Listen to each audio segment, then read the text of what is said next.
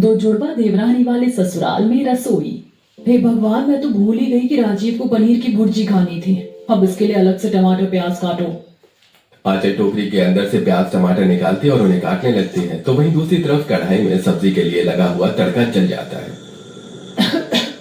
क्या हो गया मेरे दिमाग को? आज खुलकर रखी थी मैंने, पूरा तड़का जल गया। अब दोबारा से तड़का बनाना पड़ेगा। आंचल अब सारा जला हुआ तड़का फेंक कर दोबारा से कढ़ाई में तड़का बनाती है कि तभी बाहर से आंचल की सास की आवाज आती है। अरे बहू, मेरी चाय नहीं बनी क्या अभी तक? जल्दी से ले आ। ला रही हूँ माँ जी। अब ये छलनी कहाँ रख दी मैंने? अभी तो यहीं पर थी।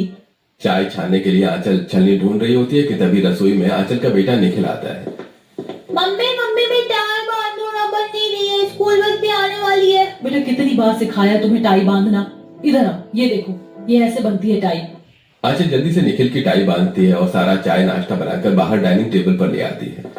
अरे भाभी, इसमें तो मेरी सैंडविच है ही नहीं। मैंने कहा था ना कि आज आप मेरे लिए सैंडविच बनाना। मैं वही कॉलेज भी ले जाने वाली थी। सैंडविच की स्टफिंग तैयार है, बस ग्रिल करने बाकी रह गया। मैं अभी लेकर आती हूँ। आंचल अब जल्दी से किचन में आती है और सैंडविच बनाने लगती है। तभी आंचल के कमरे से उसे अपने 6 महीने की बेटी के रोने की आवाज आती है। अब जल्दी से आंचल भागी भागी कमरे में जाती है और अपनी बेटी को गोद में उठाकर, अल्ले अल्ले अल्ले, क्या हुआ मेरी बिटिया रानी को? क्यों रो रही है वो? ऐसे नहीं रोते। क्या हुआ, भूख लगी? अभी मम्मी आपको दूध पिलाएगी। आंचल अपनी बेटी को दूध पिलाकर शांत करती है। सुबह सुबह की इस भाग दौड़ के चक्कर में आंचल ने एक घूंट चाय भी नहीं पी होती है। सभी को स्कूल कॉलेज ऑफिस भेजने के बाद अब आंचल सुकून से 2 पल बैठती है, तो वहीं संगीता आंचल के लिए चाय लेकर आती है, जिसे देखकर, अरे माँ जी, आप क्यों ले आई ये? मैं ले आती, वैसे ही आपके घुटनों में इतना दर्द रहता है। आप आराम करिए। वो तो है बहू, लेकिन इसका मतलब ये तो नहीं कि मैं तुझे एक कप चाय भी नहीं दे सकती। सुबह 5 बजे की उठी है और 9 बज गए, लगातार लगी हुई है। तो अब आराम से बैठकर नाश्ता कर ले। मुन्नी को मैं संभाल लेती हूँ। माँ जी, आपकी वजह से 2 पल के लिए ही सही, लेकिन थोड़ा सुकून तो मिलता है। बस आप मुन्नी को संभाल लीजिए, मैं जब तक घर का सारा काम कर लूंगी। संगीता अपनी पोती को खिलाती है, तो वहीं इसी बीच आंचल नाश्ता करके घर का सारा काम खत्म कर लेती है और अब अपनी बेटी को सुलाकर आंचल अलमारी में कपड़े सेट कर रही होती है। ये सूट की चुन्नी भी है, सलवार भी है, लेकिन ये सूट कहाँ है? अरे हाँ, याद आया, मैंने अंजलि को दिया था फिटिंग के लिए। अभी लेकर आती हूँ। आंचल अपने पड़ोस में रह रही अंजलि के घर जाती है, जो उसकी एक काफी अच्छी सहेली भी थी। आंचल जैसे ही घर के अंदर आती है तो देखती है कि अंजलि सोफे पर बैठी है। अरे अंजलि, कैसी हो तुम? वो मैं अपना पीला वाला सूट लेने के लिए आई थी, उसकी फिटिंग हो गई होगी ना अभी तक तो? अरे वो सूट, उसकी फिटिंग तो हो गई थी, लेकिन वो मेरी फ्रेंड को काफी पसंद आया था सूट, तो मैंने उसे दे दिया। ये क्या कह रही हो तुम? पता भी है वो सूट कितना महंगा था? पूरे 3000 का था, और तुमने उसे उठाकर अपनी फ्रेंड को दे दिया। अब उसकी सलवार और चुन्नी रखकर मैं चार डालूंगी क्या? आंचल इतना बोल ही रही होती है कि तभी कमरे के अंदर से निकलकर अंजलि की जुड़वा बहन आती है। अरे आंचल, ये सुनैना है, तुझे पागल बना रही है। तेरा सूट तो मैंने प्रेस करके रखा हुआ है। सुनैना भी ना जब देखो शरारत ही करती रहती है। बस शक्ल से ही तुम दोनों जुड़वा बहनों, वरना हरकत है तो तुम्हारी बिल्कुल एक दूसरे से अलग। अंजलि अब सबके लिए शरबत बनाकर ले आती है और तीनों आराम से बैठकर बातें करते हुए शरबत पीती हैं। यार, तुम लोगों का सही है, मिल बांट कर सारे काम कर लेती हूँ, और एक मैं हूँ, अकेले ही सबको संभालना पड़ता है। मायके में भी सब मैं ही करती थी और ससुराल में भी। अरे तुम अपने देवर की शादी करवा दो ना, दोनों के दोनों सांड हो गए। कब उनके सर पर सहरा सजाओगी? हाँ, और नहीं तो क्या, इसी बहाने तुम्हारी देवरानी आ जाएगी और तुम्हारी भी मदद हो जाएगी। वैसे तुम दोनों तो सही बोल रही हो, दोनों की उम्र तो हो गई है शादी लायक। आज इस बारे में माँ जी से बात करती हूँ। कुछ देर में शाम हो जाती है। सभी लोग रात के खाने के लिए टेबल पर बैठे होते हैं, तो वहीं आंचल एक एक करके रोटियां सेक कर सबके लिए ला रही होती है। अरे अंजलि, इतनी धीरे धीरे रोटियां क्यों ला रही हो? थोड़ा जल्दी लेकर आओ, खाकर मुझे ऑफिस का बचा हुआ काम भी करना है। मम्मी, मेरी तो एक रोटी फिनिश भी हो गई। क्या करूँ, अकेली हूँ, टाइम तो लगेगा ना खाना देने में। कोई है जो मेरी मदद करवा सके? माँ जी, अब बस बहुत हो गया। मैंने तो सोच लिया है कि मैं अपने दोनों देवर की शादी करवाऊंगी। देवरानी आएगी तो कम से कम थोड़ा आराम तो मिलेगा मुझे। भला हमारी कोई उम्र है शादी करने की? हम तो इतनी जल्दी शादी नहीं करने वाले। क्या तुम लोगों को सलमान खान बनना है? शक्ल देखी है दोनों ने। तुम्हें कोई मिल जाए तो बड़ी बात है। बहू चिंता मत कर, मैंने बात कर रखी है 2 लोगों से। इस साल इनमें से किसी एक की तो होगी ही। संगीता की बात सुनकर आंचल थोड़ी खुश हो जाती है। आंचल को इस घर में बहू बनकर आए हुए 7 से 8 साल हो चुके थे और इन सालों में आंचल ने पूरे घर की जिम्मेदारी अकेले संभाल रखी थी। लेकिन अब दिन पर दिन बढ़ते काम की वजह से आंचल काफी ज्यादा थक जाया करती थी। ऐसे ही एक दिन 2 बाल्टी भरकर कपड़े धो लिए, फिर भी ढेर बाल्टी कपड़े बच रहे हैं। ये लोग कितने कपड़े बदलते हैं? अरे भाभी आप अकेले कपड़े धो रही हैं, लाइए मैं आपकी मदद कर देती हूँ। थैंक यू मोनिका, एक काम करो, तुम इस बाल्टी में सर्फ डाल दो, मैं तब तक ये बाकी धुले हुए कपड़े सुखा कर आती हूँ। आंचल धुले हुए कपड़ों की बाल्टी ले जाकर उन्हें छत पर सुखाने चली जाती है। तो वहीं जब आंचल नीचे आती है तो देखती है कि दूसरी रखी हुई कपड़ों की बाल्टी में ही मोनिका ने सर्फ डाल दिया है। और ये देखकर, अरे मोनिका, ये धुले कपड़े थे, ये थे गंदे कपड़े, तुमने तो मेरा काम बढ़ा दिया। एक काम करो, तुम जाकर पढ़ाई करो, ये काम तुम्हारे बस की नहीं है। मोनिका को भेजकर आंचल अब दोबारा से सारे कपड़े खंगालने पड़ते हैं और सारे कपड़े धोने के बाद वो घर की पूरी साफ सफाई करती है। आंचल के ऊपर घर से लेकर बाहर तक जिम्मेदारी थी, यहाँ तक कि राशन और सब्जी लाने का भी काम उसी का था। इसलिए वो अपना काम खत्म करके राशन लेने जाती है। अरे भाई साहब, ये तो पूरे 20 किलो का कट्टा हो गया है। काम करिए, आप इन्हें आधा आधा कर दीजिए, इतना वजन उठाकर कैसे ले जाऊंगी। अरे बहन जी, अपने साथ एक देवर को लेकर आया करिए ना, अकेले आ जाती है रोज इतना सामान लेने के लिए। इसी तरह दिन गुजरने लगते हैं। तो उधर संगीता भी अपने बेटों के लिए रिश्ते देखना शुरू कर देती है। ऐसे ही एक दिन, मूंग दाल का हलवा अंजलि को कितना पसंद है, काम करती हूँ उसके लिए भी ले जाती हूँ। एक कटोरी में आंचल अपना बनाया हुआ मूंग दाल का हलवा डालती है और सीधा अंजलि के घर ले जाती है। आंचल, तुम मेरे लिए मूंग दाल का हलवा बनाकर लेकर आई हो, ये तो मुझे बहुत पसंद है। देखते देखते अंजलि वो सारा मूंग दाल का हलवा खा जाती है कि तभी बाहर से उसकी जुड़वा बहन आती है और ये सब देखकर, अरे ये क्या आंचल, तुम्हें पता है मुझे मूंग दाल का हलवा कितना पसंद है और तुमने सारा हलवा सुनैना को खिला दिया। इसने कहा कि ये अंजलि है। हे भगवान, तुम दोनों को पहचानना तो सच में बहुत मुश्किल है। जुड़वा होने का असली फायदा तो मैंने उठा रखा है। वैसे इसमें एक चम्मच हलवा बचा है, अगर तुझे खाना है तो तू खा सकती है, वरना मैं खा लूंगी। कोई बात नहीं अंजलि, अभी और हलवा रखा है, मैं तुम्हारे लिए एक्स्ट्रा ले आती हूँ। सुनैना और अंजलि की जुड़वा होने की वजह से आंचल को हमेशा उन्हें पहचानने में गलतफहमी हो जाया करती थी। इसी तरह समय गुजरता है और आज संगीता को उसके दोनों बेटे के लिए 2 जुड़वा बहनों का रिश्ता आता है। ये देख आंचल बहू, मुझे तो ये दोनों लड़कियां खूब पसंद आई है अपने राजीव और तरुण के लिए। माँ जी, दोनों सुंदर तो है, लेकिन दोनों जुड़वा बहन हैं, हम कैसे पहचानेंगे। आप पड़ोस वाली जुड़वा बहन सुनैना को ही देख लो, उनके घर वाले भी कंफ्यूज हो जाते हैं उन दोनों में। वो घर की बेटियां हैं इसीलिए थोड़ी मस्तीखोर है, लेकिन ये तो बहू होंगी, ये तो जिम्मेदार होंगी। उन पर और एक घर की 2 बहनें आएंगी तो लड़ेंगी भी नहीं। जिस तरह तूने सुख शांति से परिवार संभाला, ठीक उसी तरह से वो भी संभाल लेंगी। संगीता मैरिज ब्रोकर के थ्रू उन दोनों जुड़वा बहनें नम्रता और सिमरन के घर रिश्ता भेज देती हैं। वहीं दूसरी तरफ दोनों जुड़वा बहनों के घर में, ये क्या कर रही हो तुम, बार बार बॉल दीवार पर मत मारो, नीचे टीवी रखा हुआ है, अगर बॉल लग गया ना तो टीवी टूट जाएगा। मैं इतनी देर से खेल रही हूँ, अभी तक तो टीवी नहीं टूटा। सिमरन इतना बोल ही रही होती है कि तभी टीवी पर बॉल लग जाती है और टीवी टूट जाता है। और तभी वहां उनका छोटा भाई रोहन आता है और ये सब देखकर, दीदी ये क्या किया आपने टीवी तोड़ दिया। मैं अभी जाकर मम्मी को बताता हूँ। जल्दी से रोहन अपनी माँ शीतल के पास जाता है और सारी बातें सुनकर शीतल गुस्से से तिल मिलाते हुए हॉल में आती है और टूटा टीवी देखकर, अरे कमबख्त, तो ये क्या कर दिया, किसने तोड़ा ये टीवी। मैंने सिमरन को समझाया था कि बॉल से बार बार दीवार पर ना मारे, ना खेले, लेकिन उसने सुनी नहीं मेरी। झूठ कह रही है, ये टीवी मैंने नहीं बल्कि नम्रता ने तोड़ा है। रोहन ने खुद देखा था इसे टीवी तोड़ते हुए। देखा तो सही था, लेकिन नम्रता दीदी थी या सिमरन दीदी थी ये नहीं पता लगा मुझे। तो मेरी नाक के नीचे छोटा सा तिल भी तो है। नहीं है, मैं नम्रता हूँ और ये सिमरन है। तो अब तुम क्या चाहती हो, मैं तुम्हारी नाक उठाकर देखूं उस तिल को। बढ़ती उम्र के साथ तो तिल गायब हो जाएगा। सच में इन दोनों जुड़वा बेटियों ने नाक में दम करके रख दिया। अरे अगले हफ्ते तुम दोनों को देखने के लिए लड़के वाले आ रहे हैं। उन्हें पता चल गया कि तुम दोनों ऐसी हो तो इस जन्म में तो तुम्हारा घर बस गया। बचपन से ये दोनों बहनें अक्सर अपनी गलतियों का इल्जाम एक दूसरे पर डाल दिया करती थी, जिससे अक्सर इन दोनों के बीच में लड़ाइयां होती रहती थी। ऐसे कुछ दिन गुजरते हैं और आज इन दोनों बहनों को देखने के लिए संगीता अपने परिवार के साथ आने वाली होती है। आज के दिन भी तुम दोनों ने बिल्कुल एक से कपड़े पहनने थे। खैर छोड़ो, उन लोगों के सामने कोई हरकत मत कर देना, वरना रिश्ता होने से पहले ही टूट जाएगा। अब शीतल दोनों बेटियों को रसोई में ले जाती है तो वहीं थोड़ी देर में संगीता अपने परिवार वालों के साथ आती है। जाओ, ये चाय की ट्रे और नमकीन वगैरह बाहर लेकर चले जाओ और अच्छे से चलना, कमर मटकाना शुरू मत कर देना उधर। माँ, सबसे पहले मैं जाऊंगी क्योंकि मैं बड़ी हूँ, ये मेरे पीछे पीछे आएगी। अरे 2 मिनट का भी बड़ा कोई बड़ा होता है क्या? सबसे पहले तो मैं ही जाऊंगी। तुम दोनों को इसमें भी लड़ना शुरू हो गया। दोनों एक साथ नहीं जा सकती क्या?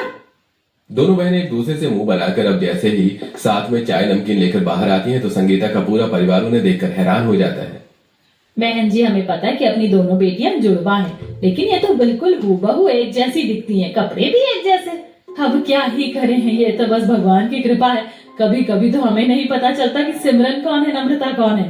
तुम दोनों को देखकर तो मुझे हमारे मोहल्ले की वो जुड़वा बहनें याद आ गई। वो भी बिल्कुल तुम दोनों की तरह ही हैं। और अब दोनों परिवार बैठकर आपस में बात करते हैं और अब सभी को रिश्ता मंजूर होता है। इसी तरह दिन गुजरते हैं और दोनों जुड़वा बहनों की शादी राजीव और तरुण से हो जाती है और अब आंचल की दोनों जुड़वा देवरानियां ससुराल आ जाती हैं। अरे मोरी मैया, ये दोनों तो बिल्कुल एक जैसी हैं। हमारे मोहल्ले में तो एक ही जुड़वा बहनें थी, अब 2 जुड़वा बहनों का जोड़ा आ गया। मोहल्ले वाले भी उन्हें देखकर काफी हैरान होते हैं। इसी तरह वक्त गुजरता है और आज इन दोनों जुड़वा बहनों की उनके ससुराल में पहली रसोई की रस्म होती है। पता है, मैं कब से इस दिन का इंतजार कर रही थी कि जब मेरी देवरानी रसोई में खाना बनाए। वैसे तुम दोनों को खाना बनाना तो आता है ना? हाँ, ये तो अच्छा है, लेकिन जरूरत हो तो मुझे आवाज दे देना, मैं तब तक मुन्नी को दूध पिला देती हूँ। और हाँ, आज तुम्हारी पहली रसोई का खाना खाने के लिए कुछ मेहमान भी आ रहे हैं, तो कोशिश करना कि सारा खाना अच्छा बने। अपनी दोनों देवरानियों को रसोई के बारे में सब समझाकर आंचल अब बाहर आ जाती है तो वहीं दोनों जुड़वा बहनें एक दूसरे को देखकर, एक काम कर, तू सब्जी काट ले और आटा गूंथ ले, तब तक खीर के लिए दूध उबाल लेती हूँ मैं। अच्छा जी, मतलब मैं सब्जी काटूं और आटा भी गूंथूं और तू बस खड़े खड़े दूध देखती रहे। चुपचाप से तू सब्जी काट, आटा मैं गूंथ लेती हूँ। ये अब हमारा मायका नहीं है, ससुराल है। कम से कम यहाँ पर तो मेरी बात मान ले। ये तो ससुराल है, अगर मैं तेरे साथ नर्क में भी पहुंच गई ना, तो वहाँ पर भी घंटा तेरी कुछ सुनूंगी। एक दूसरे से काफी देर बहस करने के बाद अब दोनों जुड़वा बहनें काम करने लगती हैं। एक तरफ नम्रता दूध गर्म कर रही होती है तो दूसरी तरफ सिमरन सब्जी काट कर तड़का लगा देती है। तभी नम्रता देखती है कि पतीले में उबल रहा दूध अचानक से फट गया है। हे भगवान, ये दूध कैसे फट गया? पूरे 2 किलो दूध था, अब क्या करूं मैं?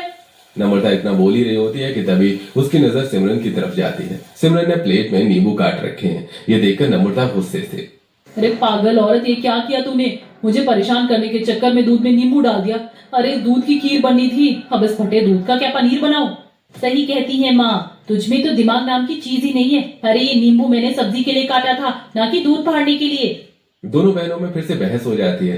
तभी बाहर मेहमान भी आने शुरू हो जाते हैं, जिसे देखकर जब आंचल रसोई में आती है तो देखती है कि उसकी दोनों जुड़वा देवरानियां लड़ रही हैं। तो वहीं दूसरी तरफ दूध फट चुका था तो गैस पर की सब्जी भी जल जाती है, जिसे देखकर आंचल, हे भगवान, ये सब क्या है? इधर सब्जी जल गई, दूध फट गया और तुम दोनों लड़ रही हो। बाहर मेहमान आने शुरू हो गए हैं। ये सब इसकी वजह से हुआ है। ये तो चाहती नहीं है कि मेरी पहली रसोई की रस्म अच्छे से हो। जैसे मेरी तो पहली रसोई की रस्म है ही नहीं, एक तू ही है शादी करके आई है घर में। बस करो, तुम दोनों सगी बहन ही हो ना, कैसे लड़ रही हो? अपनी दोनों देवरानियों को डांट कर चुप करवाती है और अब खुद ही खाना बनाने लगती, जल्दी से सारा खाना बनाकर। हाँ बस, इस सब्जी में थोड़ा सा ऊपर से नमक डाल दो, इससे तुम्हारा हाथ लग जाएगा। अगर मेहमान नहीं आए होते ना तो फिर मैं तुम्हें बताती। अब दोनों जुड़वा बहन सब्जी में नमक डालकर सभी खाने के बर्तनों को हाथ लगा देती हैं। थोड़ी देर बाद जब सभी लोग खाना खाते हैं तो, कुछ भी बोलो संगीता बहन, तुम्हारी ये दोनों जुड़वा बहुएं तो खाना बढ़िया बनाती हैं। बिल्कुल बड़ी बहू के हाथ जैसा स्वाद आ रहा है इसमें। तो आएगा ही ना, क्योंकि मैंने जो बनाया है। खाने के बाद सभी दोनों बहनों को उनकी पहली रसोई का नेक देते हैं। इसी तरह कुछ दिन गुजर जाते हैं। सिमरन हॉल में बैठी होती है, तभी संगीता सिमरन के पास आती है। सिमरन बहू, मैं मोटर चलाकर सोने के लिए जा रही हूँ, 1 घंटे बाद बंद कर देना। आंचल बहू भी किसी काम से बाहर गई है तो भूलना मत। इतना कहकर संगीता अब जाकर सो जाती है और अब तकरीबन 3 घंटे बाद संगीता के फोन पर पड़ोसन आरती का कॉल आता है और जब संगीता फोन उठाती है तो, संगीता कहाँ है? कितनी देर से तेरी मोटर चल रही है? तेरी पूरी छत पानी से भर गई है। बाढ़ लाने का इरादा है क्या मोहल्ले में? क्या इसका मतलब 3 घंटे से मोटर चल रही है? संगीता जल्दी से मोटर का बटन बंद करती है और जब वो छत पर आती है तो देखती है कि पूरी छत पानी से भरी है। ये देखकर संगीता को काफी गुस्सा आता है और अब वो नम्रता को सिमरन समझकर उसे जाकर डांटने लगती है। मैंने कहा था ना कि 1 घंटे में मोटर बंद कर देना, पूरी छत पानी से भर दी। अरे कहाँ ध्यान था तेरा, मोटर फुकवानी थी क्या? माँ जी, आपने मुझे कब कहा मोटर बंद करने के लिए? जरूर सिमरन होगी, वैसे ही वो भुलक्कड़ है। हे भगवान, इन जुड़वाओं के चक्कर में कहीं मैं पागल ना हो जाऊं। ऐसे समय गुजरता है और एक दिन, आज तो मेरी बीवी क्या कमाल लग रही है, मन कर रहा है कस कर एक हक कर लूं। बाहर से आया तरुण कपड़े तय बना रही सिमरन को हक कर लेता है। ये देखकर सिमरन तरुण को एक जोरदार धक्का देती है, जिससे वो सीधा नीचे गिरता है। अरे सिमरन, क्या हुआ? इतनी तेज धक्का क्यों मारा? हे भगवान, आप ठीक तो है?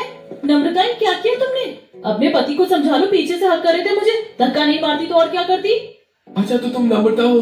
अरे मुझे लगा सिमरन हो। एक तो तुम दोनों बहनें कपड़े भी तो एक जैसे पहनती हो, अब इसमें मेरी क्या गलती है? बेचारा तरुण लड़खड़ाते हुए उठता है और बाहर चला जाता है। नम्रता और सिमरन के जुड़वापन की वजह से उनके ससुराल वाले भी परेशान होने लगे थे। ऐसे ही एक दिन निखिल को फाफड़ा कितना पसंद है, आज जब वो स्कूल से आकर देखेगा कि फाफड़ा बना है तो कितना खुश हो जाएगा। अरे वाह भाभी, आप फाफड़ा बना रही है, पता है मुझे फाफड़ा बहुत पसंद है। अपने कॉलेज टाइम पर मैंने काफी बनाया है फाफड़ा, मैं भी आपकी मदद करूं और साथ में जलेबी भी बना लेते हैं, यह सही रहेगा। चलो तो फिर जलेबी की तैयारी करो, मैं फाफड़ा बना लेती हूँ। वो मिलकर फाफड़ा और जलेबी बना लेते हैं। जब पूरा परिवार साथ में बैठकर गर्मा गर्म जलेबी और फाफड़ा खाता है तो अरे तुम तो हमेशा फाफड़ा ही बनाती थी, लेकिन आज तो जलेबी बन गई। मजा आ गया खाकर।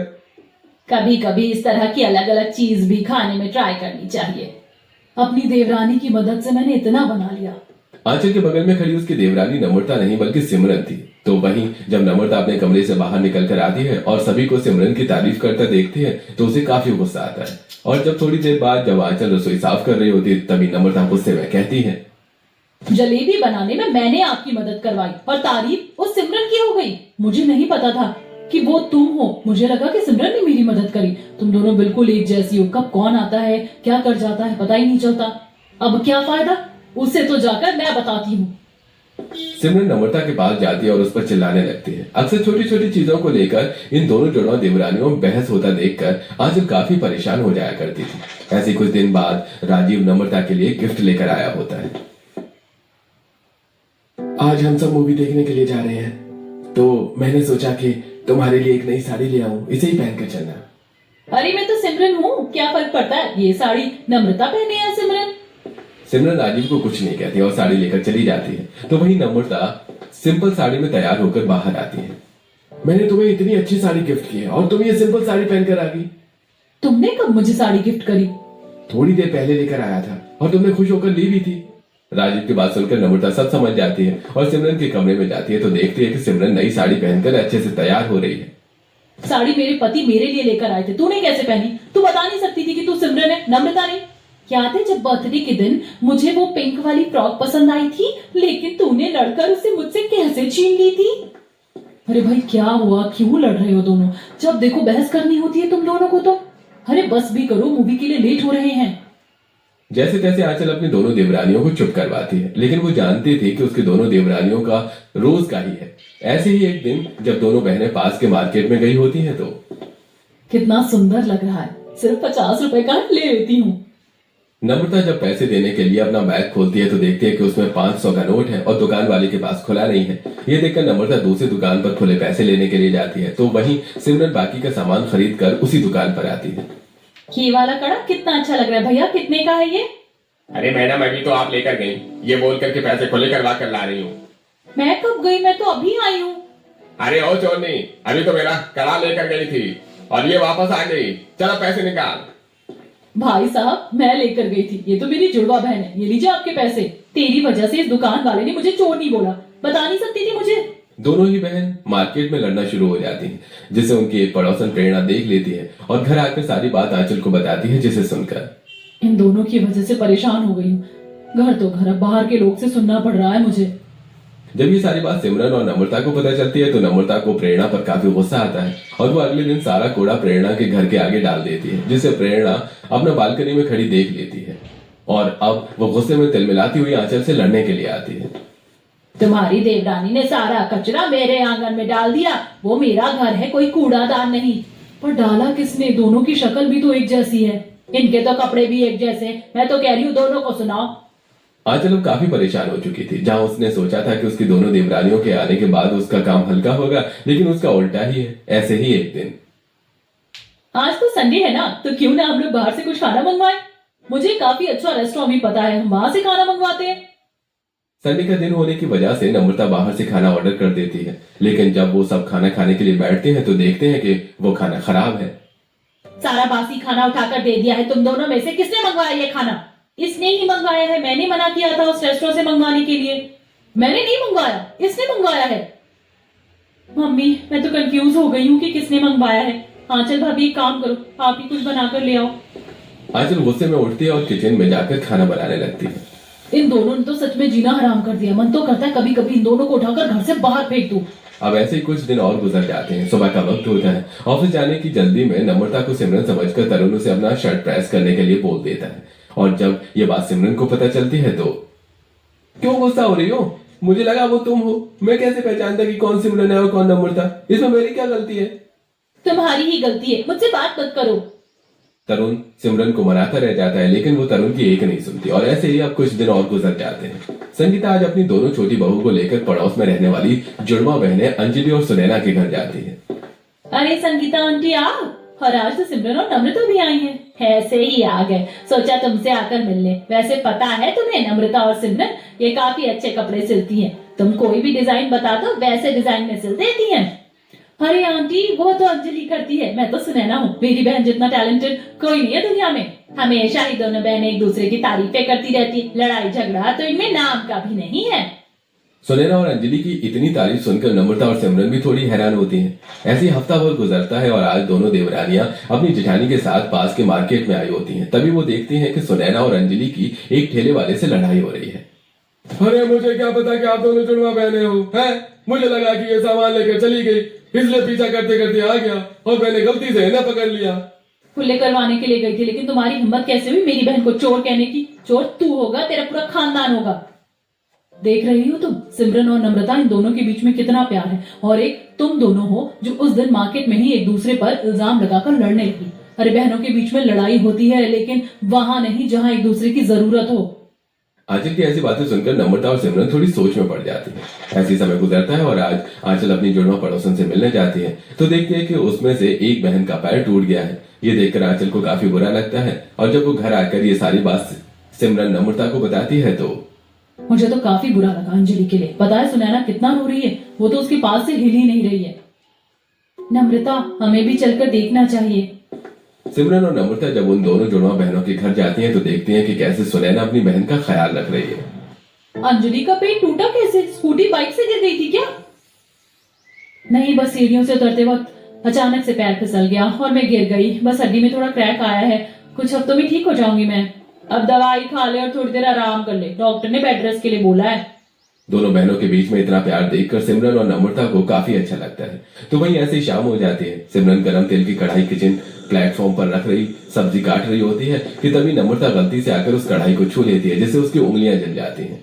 पूछ तो ली थी कि कढ़ाई में तेल है तो कढ़ाई ठंडी है गर्म है? जला ली ना उंगलियां। यही रुक, मैं आलू घिस कर लाती हूँ। सिमरन आलू लाती है और नम्रता की उंगली पर लगाने लगती है। जलन हो रही है ना, एक काम कर, तू जाकर आराम कर ले, सारा खाना मैं बना लूंगी। नम्रता को कमरे में भेजकर सिमरन अब सारा खाना खुद अकेले ही बना लेती है। तो वहीं जब एक दो दिन में नम्रता का हाथ ठीक हो जाता है तो आज दोनों बहनें मिलकर साथ में ढेर सारे पकवान बनाती हैं। आज का खाना तो काफी लजीज बना है, मजा आ गया खाकर। अरे मुझे तो सबसे बढ़िया ये कचौड़ी लगी। कचौरी तो नम्रता ने बनाई है, वो बहुत अच्छी कचौरी बनाती है। उसे 7 से 8 तरह की कचौरी बनाने आती है। और ये जो मलाई कोफ्ता है ना, ये सिमरन ने बनाया। पनीर की सब्जी तो ये शेफ से भी बेहतर बना लेती है। ये क्या देख रही हूँ मैं, जहाँ तक ये दोनों एक दूसरे के काम का क्रेडिट छीनने में लगी रहती थी और आज एक दूसरे की तारीफ कर रही हैं। हैरान तो मैं भी हो रही हूँ। पता नहीं ये कौन सा अजूबा हुआ है, लेकिन अच्छा है ना, कम से कम अब दोनों की किचकिच तो नहीं सुननी पड़ेगी। खाना बनाने के बाद दोनों बहनें मिलकर किचन में साफ करती हैं, जिसे देखकर आंचल को काफी अच्छा लगता है। और अब उस दिन के बाद से दोनों बहनों की लड़ाइयां तो खत्म नहीं होती। जहां उन्हें एक दूसरे को समझना चाहिए वो वहां समझती हैं, तो वहीं अब अपनी जेठानी के साथ घर के कामकाज भी करवाती हैं, जिससे किसी को कोई परेशानी ना हो। लेकिन आंचल काफी ज्यादा खुश